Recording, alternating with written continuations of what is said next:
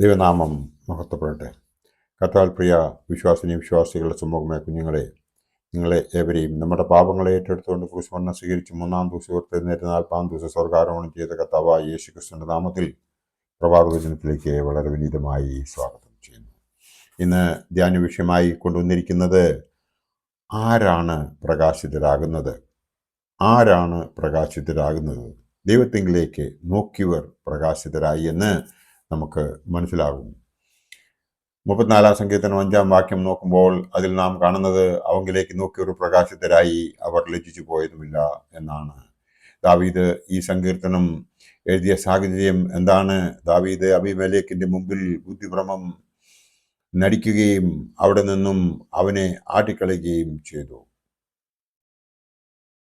ദാവീദ് പാടിയ സങ്കീർത്തനമാണ് ഈ അവസരത്തിൽ ഇത്. 22 വാക്യങ്ങളുള്ള ഈ സങ്കീർത്തനം താൻ എഴുതിയത് 73-ൽ ഒന്നാണ് എന്ന് നമുക്ക് മനസ്സിലാകും. അതായത് ദാവീദ് രാജാവ് ടോട്ടൽ എഴുതിയിരിക്കുന്നത് 73 സങ്കീർത്തനങ്ങളാണ്. അതിൽ ഒന്നാണ് ഇത്. വളരെ ആത്മാർത്ഥമായ ഒന്നാണിത്. അവങ്കിലേക്ക് നോക്കിയവർ പ്രകാശിതരായി, അവർ ലജ്ജിച്ചു പോയതുമില്ല. ഈ സങ്കീർത്തനത്തിൻ്റെ ആദ്യ ഭാഗം നോക്കുമ്പോൾ, ഞാൻ യഹോവയെ എല്ലാ കാലത്തും വാഴ്ത്തും, അവൻ്റെ സ്തുതി എപ്പോഴും എൻ്റെ നാവിന്മേലിരിക്കും എന്ന് എഴുതിയിരിക്കുന്നു. നമ്മിൽ എത്ര പേർ ദൈവത്തെ എല്ലാ കാലത്തും വാഴ്ത്തുന്നുണ്ട് ഒന്ന് ചിന്തിക്കുക. 34-ാം സങ്കീർത്തനം 4-ാം വാക്യത്തിൽ പ്രകാരം പറയുന്നു, ഞാൻ യഹോവയോട് അപേക്ഷിച്ചു, അവൻ എനിക്ക് ഉത്തരമരുളി, എൻ്റെ സകല ഭയങ്ങളിൽ നിന്നും എന്നെ വിടുവിച്ചു എന്നാണ് എഴുതിയിരിക്കുന്നത്. നമ്മളിൽ എത്ര പേർ യഹോവയോട് അപേക്ഷിച്ചു? നമ്മളിൽ എത്ര പേർ സന്തോഷത്തിൽ അവനെ ഓർത്ത് നന്ദി പറഞ്ഞു എന്ന് ചിന്തിക്കേണ്ട കാലത്താണ് നാം ഓരോരുത്തരും ഇന്ന് ജീവിക്കുന്നത് എന്ന് മാത്രം ഓർക്കുക. ദുഃഖിച്ചിരിക്കുമ്പോൾ നാം ദൈവത്തോട് അപേക്ഷിക്കുന്നവരാണ്. നമ്മുടെ പിതാക്കന്മാരിലേക്ക് നോക്കുമ്പോൾ അവങ്കിലേക്ക് നോക്കിയൊരു പ്രകാശിതരായി, അവർ ലജ്ജിച്ചു പോയതുമില്ല എന്നതിന് അനേക ഉദാഹരണങ്ങൾ ഉണ്ട്. അതേ അനേക ഉദാഹരണങ്ങൾ നമുക്ക് കാണുവാൻ സാധിക്കും. അബ്രഹാം പിതാവിനെ നോക്കുക, അവൻ അവങ്കിലേക്ക് നോക്കി പ്രകാശിതനായി, അവൻ അനുഗ്രഹങ്ങളെ പ്രാപിച്ചു. വാർദ്ധക്യത്തിൽ സാറ അവന് സന്തതിയെ പ്രസവിച്ചു. അവൻ വിശ്വാസികളുടെ പിതാവായി. ഇസഹാക്കിനെയും യാക്കോബിനെയും നോക്കുക, അവർ യഹോവയിലേക്ക് നോക്കി, അവർ പ്രകാശിതരായി. യോസേഫിനെ നോക്കുക, അവൻ മിസ്രയീമിൻ്റെ മഹാമന്ത്രിയായി. കാരണം അവൻ യഹോവയിലേക്ക് നോക്കി, അവൻ പ്രകാശിതനായി.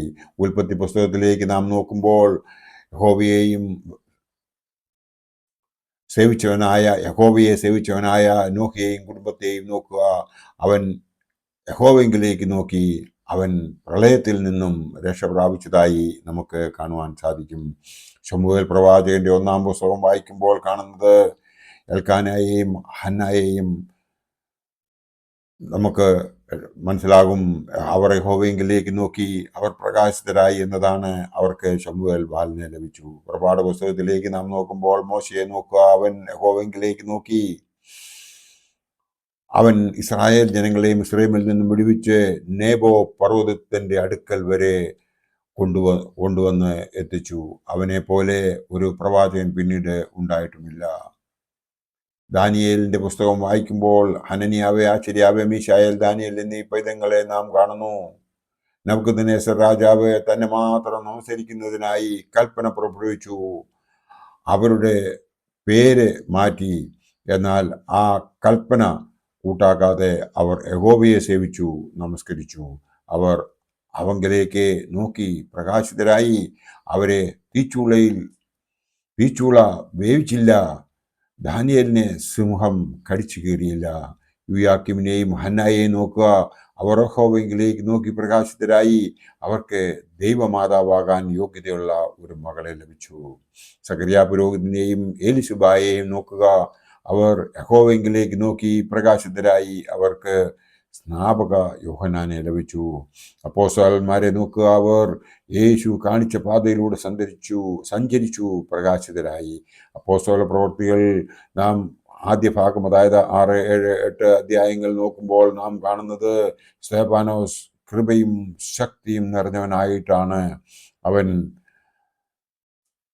ജ്ഞാനത്തോടും ആത്മാവോടും കൂടെ സംസാരിച്ചു. അവൻ പരിശുദ്ധാത്മാവ് നിറഞ്ഞവനായി സ്വർഗത്തിലേക്ക് ഉറ്റുനോക്കി ദൈവമഹത്വം അവൻ കണ്ടതായി നമുക്ക് ആ വേദഭാഗത്തു നിന്നും മനസ്സിലാക്കുവാൻ സാധിക്കും. അവൻ ദൈവത്തിൻ്റെ വലത്തുഭാഗത്ത് യേശു നിൽക്കുന്നതായി കാണുകയും ചെയ്തു. അവനെ മാടി വിളിക്കുന്നതായിട്ട് അവൻ പിന്നീട് പറയുന്നുണ്ട്. സ്തേഫാനോസ് അവങ്കിലേക്ക് നോക്കി അവൻ പ്രകാശനായി എന്ന് നമുക്ക് ഇതിൽ നിന്നും മനസ്സിലാക്കുവാൻ സാധിക്കും. അങ്ങനെ അനേകം സംഭവങ്ങളുണ്ട്.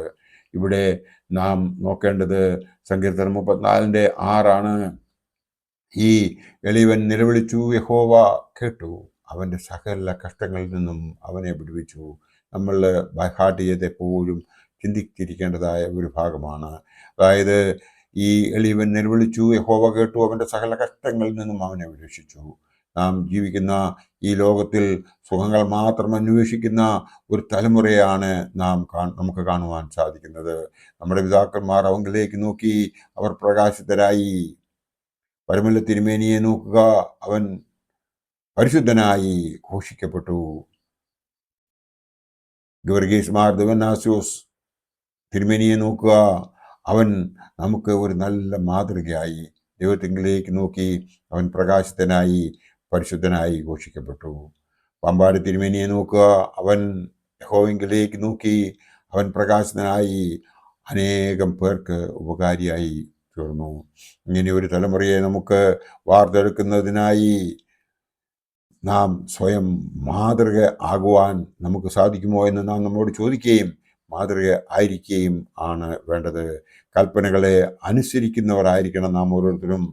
നോമ്പും ഉപവാസവും പ്രാർത്ഥനയും ഉള്ളവരായിരിക്കണം നാം ഓരോരുത്തരും. അതിനായി 1 തെസ്സലോനിക്കർ 5:17 നോക്കുക, അത് പ്രാവർത്തികമാക്കണം. ഇടപെടാതെ പ്രാർത്ഥിക്കുക എന്നാണ് ഇവിടെ എഴുതിയിരിക്കുന്നത്. അവങ്കിലേക്ക് നോക്കിയവർ പ്രകാശിതരായി, അവർ ലജ്ജിച്ചു പോയതുമില്ല. അവങ്കിലേക്ക് നോക്കി പ്രകാശിതരാകുവാൻ, ലജ്ജിച്ചു പോകാതിരിപ്പാൻ ദൈവം നമ്മെ അനുഗ്രഹിക്കട്ടെ എന്ന് പ്രാർത്ഥിച്ചുകൊണ്ട് എൻ്റെ വാക്കുകൾ ഇവിടെ ഉപസംഹരിക്കട്ടെ. നന്ദി, നമസ്കാരം. എപ്പോഴും നമ്മൾ പാടിക്കൊണ്ട് നടക്കുന്നത് അത്യുന്നതൻ്റെ മറവിങ്കൽ സർവശക്തൻ്റെ നിഴലിൻ കീഴിൽ പാർക്കും ഞാൻ നിർഭയനായി, പാടും ഞാൻ സ്തുതിഗീതങ്ങൾ, പാർക്കും ഞാൻ നിർഭയനായി, പാടും ഞാൻ സ്തുതിഗീതങ്ങൾ. ദൈവം നമ്മളെല്ലാവരെയും അനുഗ്രഹിക്കും.